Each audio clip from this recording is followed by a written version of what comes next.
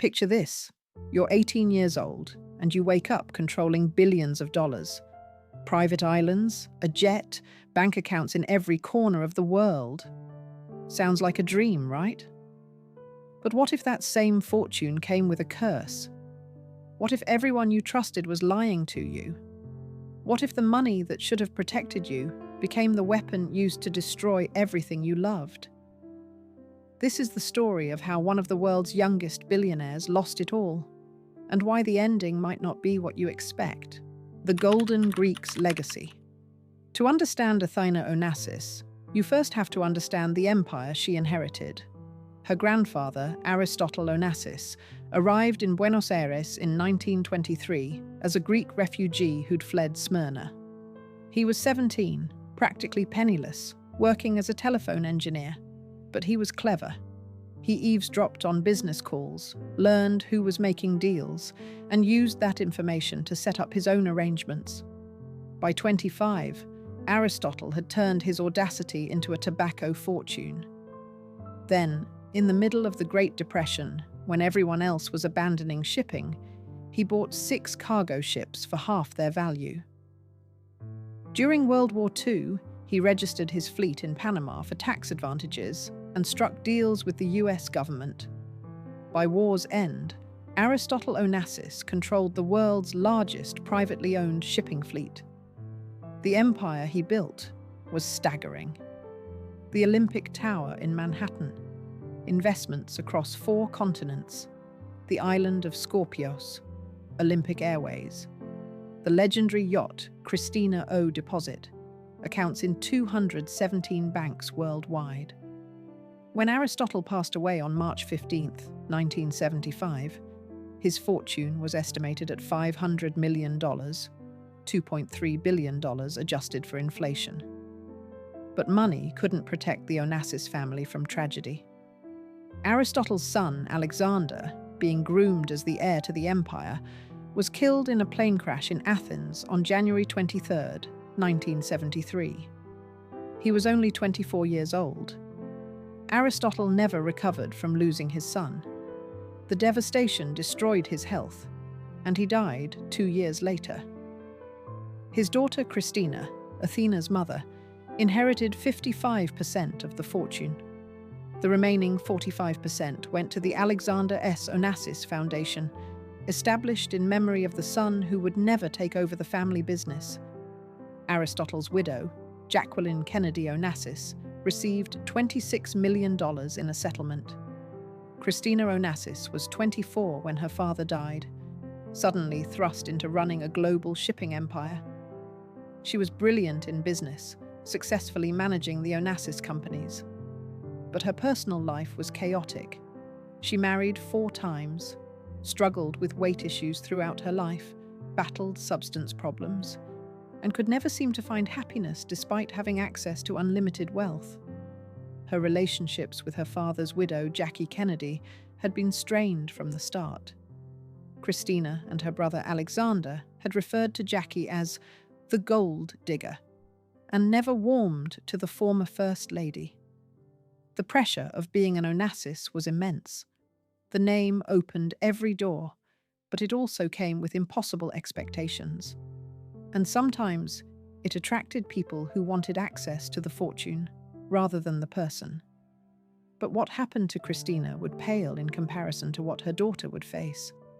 Because when you inherit billions as a toddler, the vultures start circling before you even understand what money means. But even as Christina struggled with her own challenges, she found moments of hope. In 1984, she married French pharmaceutical heir Thierry Roussel. He came from wealth himself, so maybe this time it would be different. Maybe he wanted her, not just her billions. On January 29, 1985, Christina gave birth to a daughter at the American Hospital of Paris in Neuilly-sur-Seine. They named her Athina Hélène Roussel, after Christina's own mother Athina, called Tina, who died years earlier. The baby was baptized on the island of Scorpios, the family's private paradise where generations of Onassises would be laid to rest. For Christina, This tiny baby represented everything: a fresh start, a chance to build something better than the troubled life she'd known, a daughter who might finally break the curse that seemed to follow the Onassis name. Maybe this time, things would be different. They weren't. The marriage didn't last. Thierry Roussel had been having an affair with Swedish model Marianne Gaby Landarge during his marriage to Christina. While still married to Christina, Gaby gave birth to 2 of Thierry's children. Think about that. He was married to one woman while fathering children with another. Christina and Thierry divorced in 1987 when Athina was just 2 years old. The betrayal devastated Christina. Here was another person who'd seemed different, but turned out to be the same as all the others. Another person more interested in access to the Onassis world than in her. But Christina learned from her painful experiences. She never trusted Roussel with the family money, not after what he'd done. She arranged for a board of administrators to control the fortune until Athina came of age.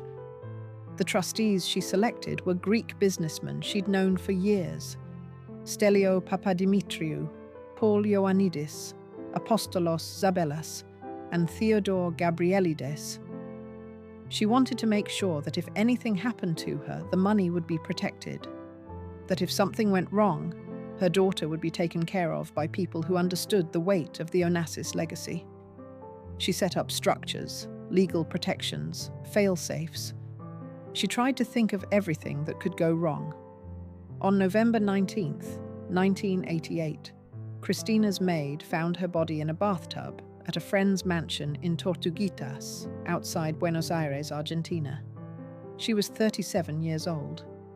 An autopsy revealed that Christina had suffered a heart attack caused by acute pulmonary edema. There was no evidence of intentional harm, substance use that day, or anything suspicious. But the finding did little to ease speculation. Christina had reportedly struggled with dependency issues in the past, and her life had been marked by extraordinary stress and personal turmoil. 4 marriages. Constant battles with her weight. The pressure of managing a billion-dollar empire. The loneliness of never knowing if people loved her for who she was or for her bank account. A private Greek Orthodox funeral was held on November 20th at a chapel on Skorpios. Christina was buried in the Onassis family plot alongside her father Aristotle and her brother Alexander. Little Athina was only 3 years old. She'd lost her mother, and with Christina's passing, she became the last living direct descendant of Aristotle Onassis. The entire multi-billion-dollar fortune now belonged to a toddler who couldn't possibly understand what any of it meant. She couldn't understand that her life would never be normal again. She couldn't understand that the fortune meant to protect her would become the source of nearly every problem she'd face. But the real nightmare was just beginning. Because when a 3-year-old inherits billions, the question isn't just who will raise her, it's who will control the money. A childhood in a gilded cage. After Christina's passing, Thierry Roussel took custody of Athina and moved her to Switzerland. He later married Gaby Landarge, the woman he'd had an affair with during his marriage to Christina, the same woman whose presence had destroyed his marriage to Athina's mother. Athina grew up with 2 half-siblings from her father's relationship with Gaby, plus an older half-sister from an earlier relationship. The blended family settled in Lucy-sur-Morge, Switzerland, where Roussel made it clear he wanted to give Athina what he called a normal childhood. But calling anything about Athina's life normal would be a joke. Under the terms Christina had established before her death, Thierry Roussel couldn't access Athina's inheritance freely. The Greek trustees controlled the money with an iron fist, and every single expenditure Roussel made on Athina's behalf required the board's approval. Want to buy his daughter a new dress? He had to get permission. Want to pay for a family vacation? The trustees had to sign off. Want to upgrade their living situation? approval needed. The daughter was worth billions, but her father had to beg for money to raise her. Imagine that for a moment, having to ask permission to spend money on your own child, knowing that child is one of the wealthiest people on earth.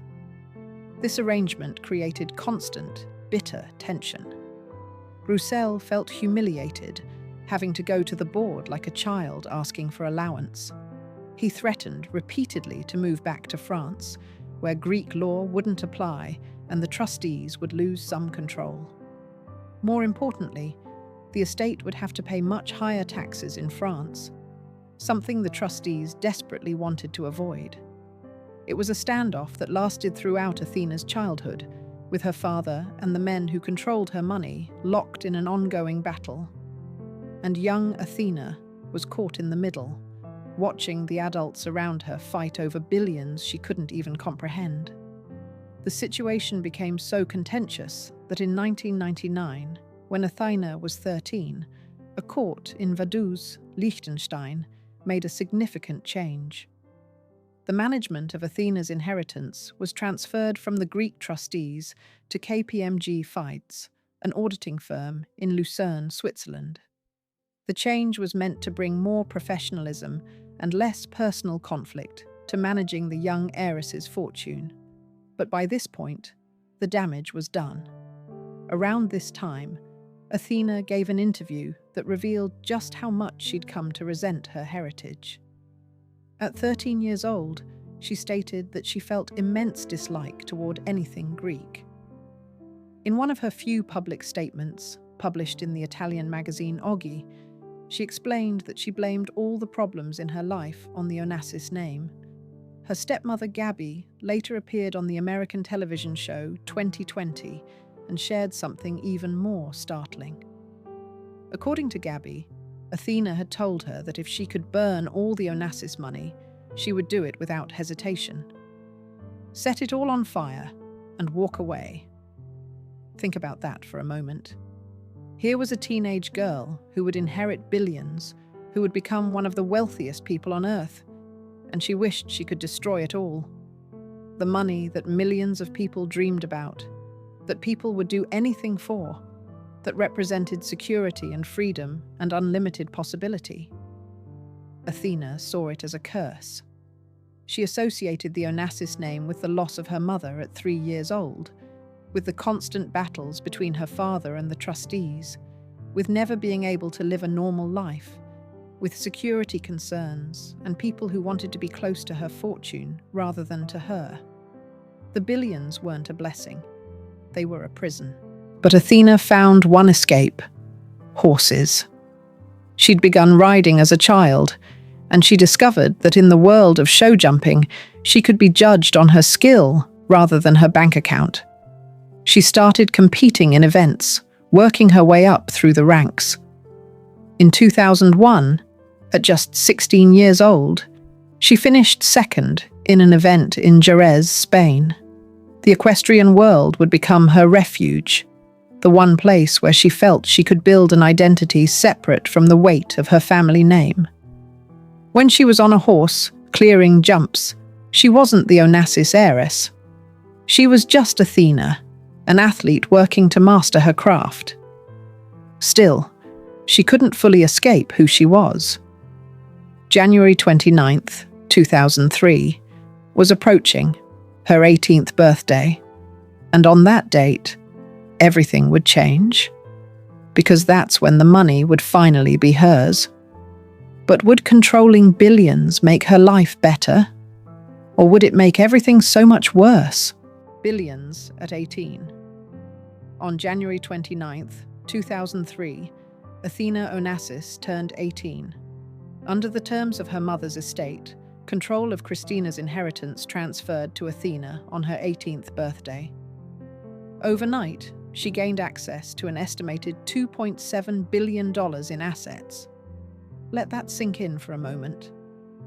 At 18, when most people are worried about college applications or their first job, Athina woke up controlling the Olympic Tower in New York.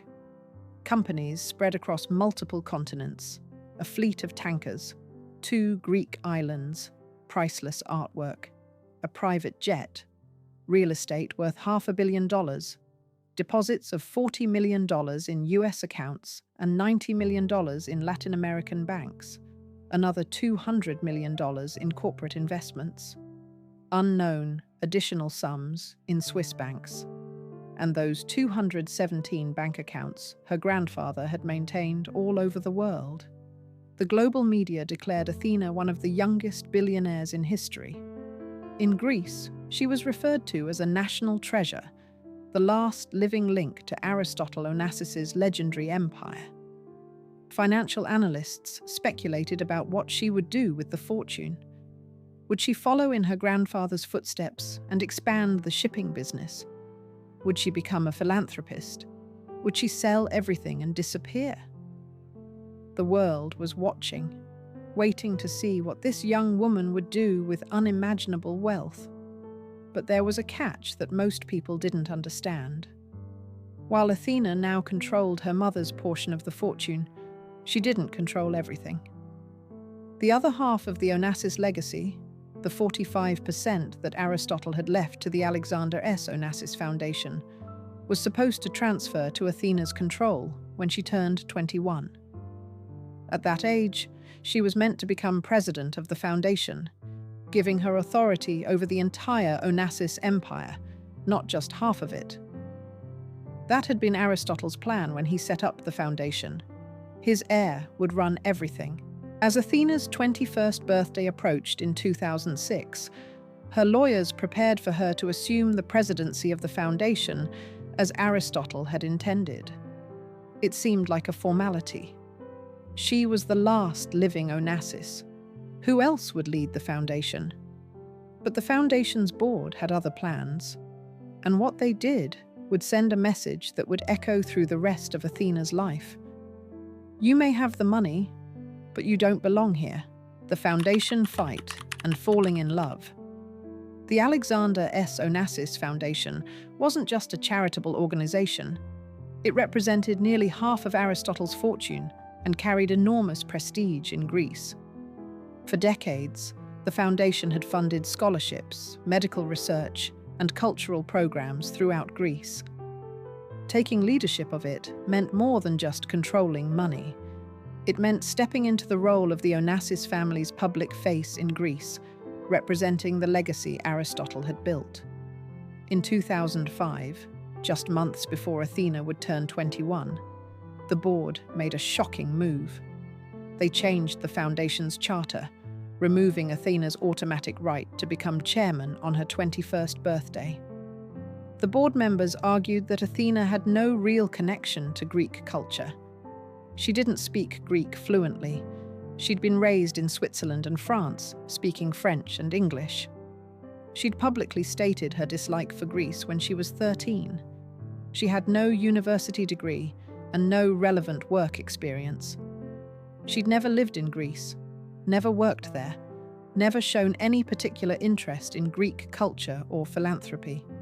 How could someone so disconnected from Greece lead a Greek foundation? Athina's lawyers fought the decision hard, but they lost. The board's arguments prevailed in court. Athina would never take her intended position as president of the foundation. It was a bitter public defeat. The rejection stung particularly deeply because it came from Greek administrators who questioned whether she was Greek enough, whether she deserved her own family's legacy. She'd been told her whole life that she was the heir to the Onassis empire. Now the Greeks themselves were saying she didn't measure up. She had the name, she had the money, but she didn't have the right to lead. The foundation and its resources remained outside her authority. She would never fully control the complete Onassis empire the way her grandfather and mother had. For someone who'd spent her entire childhood being told she was special because of her bloodline, being rejected by her grandfather's own foundation must have been devastating. She wasn't Greek enough. She wasn't qualified. She wasn't welcome. But by this time, Athina's attention was increasingly focused elsewhere. She'd met someone, and for the first time in her life, she thought she'd found someone who wanted her for her, not for her billions. Through the show-jumping circuit, she'd met a Brazilian rider named Álvaro Afonso de Miranda Neto. Everyone called him Doda. He was 12 years older than Athina, an Olympic-class equestrian who'd won bronze medals for Brazil in both the 1996 and 2000 Olympics. He was charming, successful in his own right, and he shared Athina's passion for horses. They'd known each other for years through competitions, seeing each other at events around the world. Athina fell hard. For the first time, she felt she'd found someone who understood her, someone who loved her for who she was rather than what she was worth. Doda had his own career, his own accomplishments, his own Olympic medals. He wasn't some unknown person trying to access her billions. He was a respected athlete in the equestrian world. That made him seem safe. That made him seem different from everyone else who'd ever wanted something from her. Finally, someone who got it. Someone who understood the pressure, the competition, the love of horses. Someone who wanted Athina, not the Onassis fortune. Together, they established AD Sport Horses, a horse breeding and training business based in Fleurus, Belgium. The company name combined their initials, a symbol of the partnership they were building, both personal and professional. They'd breed champion horses together, compete together, build an empire within the equestrian world together. It was everything Athina had ever wanted, a life built around her passion, shared with someone she loved. But Athina's father saw danger lurking. He'd been through his own contentious relationship with Christina, and he recognized warning signs. Roussel attempted to tighten control over Athina's inheritance, but Athina saw something different. She saw her father trying to control her life the same way the trustees had throughout her childhood. She'd finally found happiness, found someone she wanted to build a life with, and here came her father trying to interfere again. The teenager who'd once wished she could burn all the Onassis money now took decisive legal action. She sued Thierry Roussel to remove his influence over her finances. The legal battle was bruising and public, and Athina won. But winning meant destroying whatever relationship remained with her father. On December 3rd, 2005, Athina and Doda married in São Paulo in a lavish ceremony under tight security. Most guests were Brazilian VIPs or friends from the equestrian world. Notably absent were Athina's father and stepmother. The family rift was complete. Shortly after, Athina changed her name to Athina Onassis de Miranda, taking her husband's name, binding their identities together. They bought a massive ranch in Brazil, invested heavily in their horse business, and established the Athina Onassis International Horse Show. For Athina, it represented her attempt to build something of her own, something that mattered beyond just having money.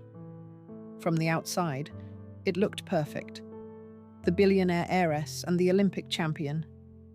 But underneath, something was very, very wrong. And it would take 11 years for the truth to come out. The affair that destroyed everything.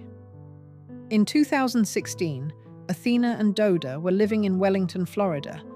They'd purchased a 5.6-acre estate there in 2014 for $12 million. One night, Athina's security team found Doda in bed with another woman at their Florida home.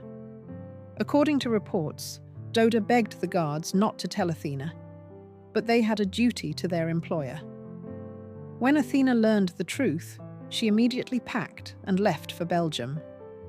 The 11-year marriage was over. Doda initially denied problems, but by June 2016, his spokeswoman admitted they'd separated. Then the full truth emerged. Alexis Manthiakis, a close friend of the Onassis family, came forward with shocking revelations. A Belgian woman who'd worked as an escort approached him with a file containing hotel bills, flight records, credit card statements.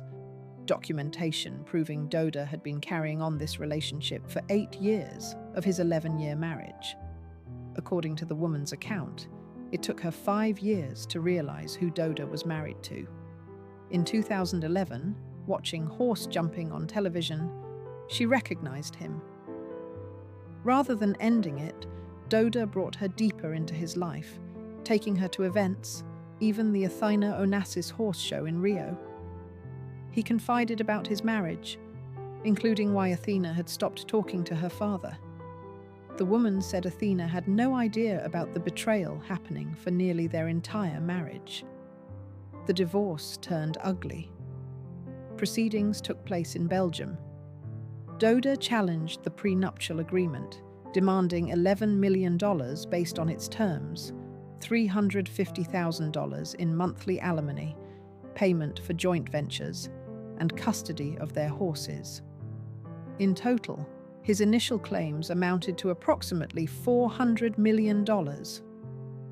Athina's legal team presented the evidence documenting Doda's infidelity. When the Belgian court finally ruled in November 2017, Athina walked away with her fortune largely intact. Doda received significantly less than the $400 million he'd sought. German magazine Bunte declared he got almost nothing. For Athina, the betrayal represented another loss. Her mother gone at 3. Her father, distant after legal battles, denied her position at the family foundation. And now, a marriage that consumed 11 years revealed as largely fraudulent.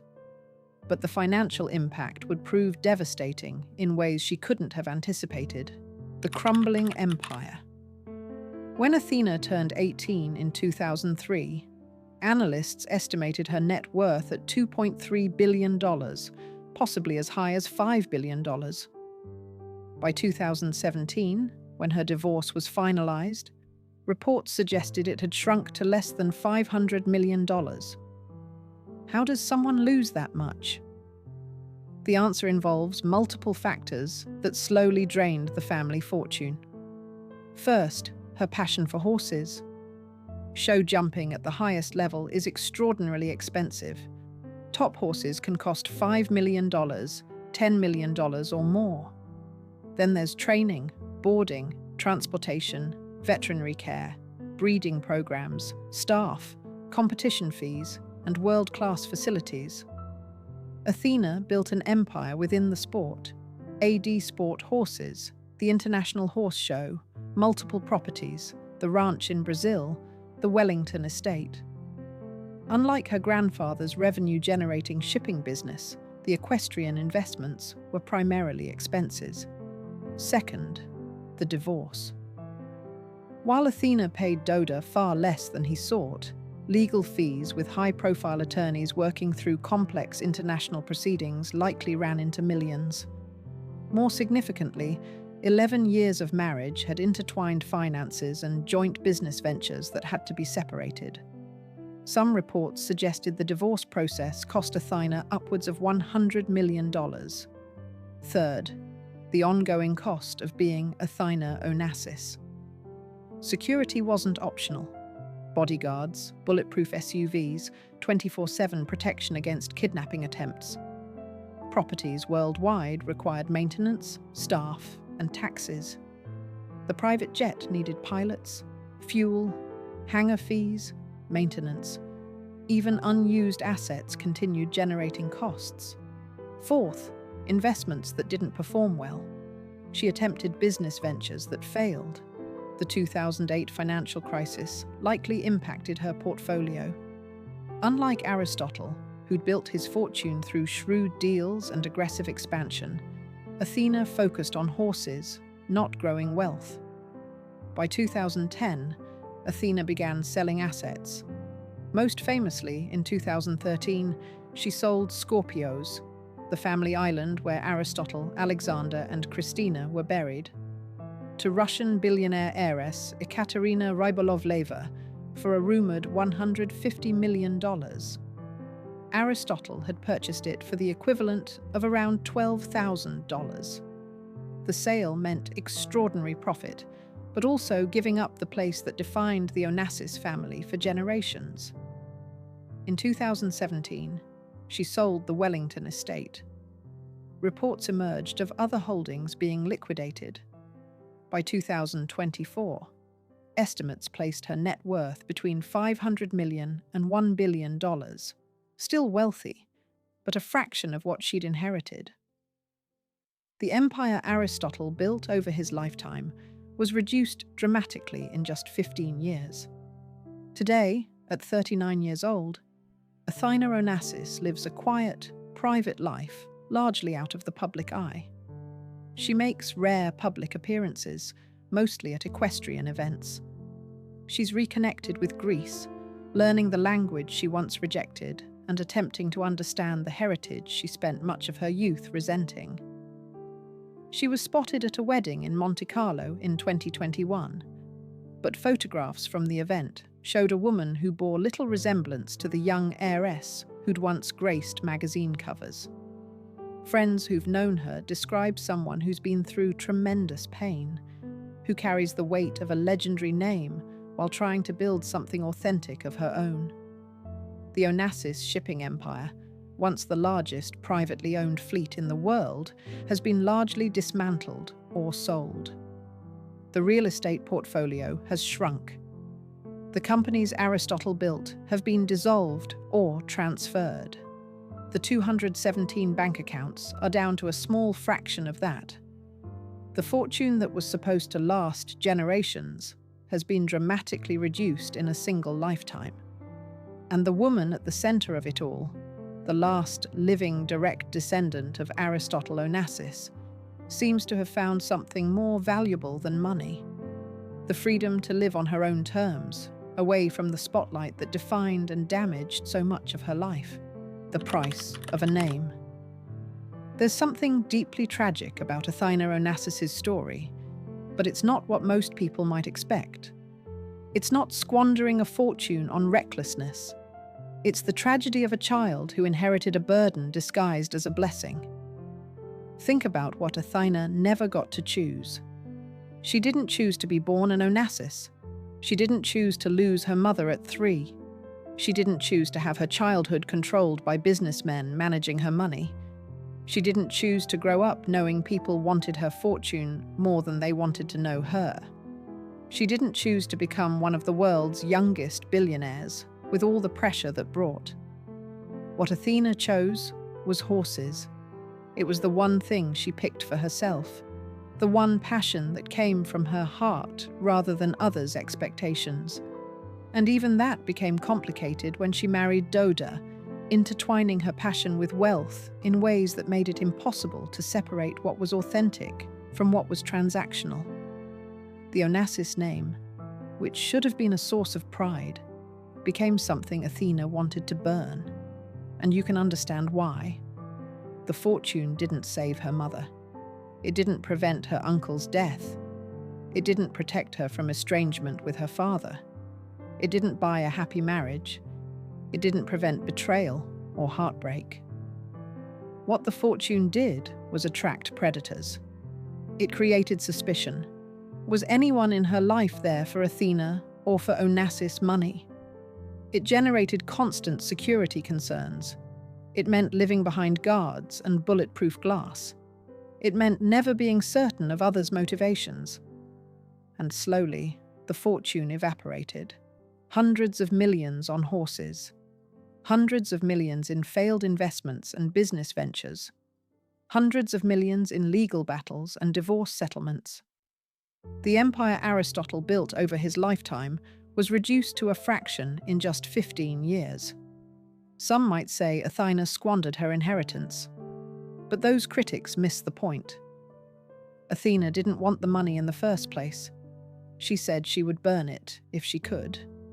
And in a way, that's exactly what she did. She sold off pieces of the empire, including the family island where her mother and grandfather were buried. She liquidated assets, simplified her life. Today, Athina may have far less money than she inherited, but she also has something she never had: relative freedom. freedom to live quietly without the pressure of managing billions, freedom to pursue her passion without fraudulent entanglements, freedom to be Athena rather than the last Onassis heir carrying a legendary name's weight. The story of Athina Onassis isn't really about money. It's about the price of inheriting a legacy you never asked for. It's about trying to build an authentic life when everything is defined by your last name and bank account. It's about the curse that sometimes comes with legendary fortunes, the way money can't prevent tragedy, can't guarantee happiness, can't protect you from betrayal, and can't buy genuine human connection built on something other than wealth. The empire is gone. The fortune has dwindled. But Athina Onassis is still here, still riding horses, still trying to build a life that makes sense to her. And maybe losing the billions was the price she had to pay to finally find something resembling peace. If you enjoyed this video, please like and subscribe to our channel so you never miss out on more fascinating stories.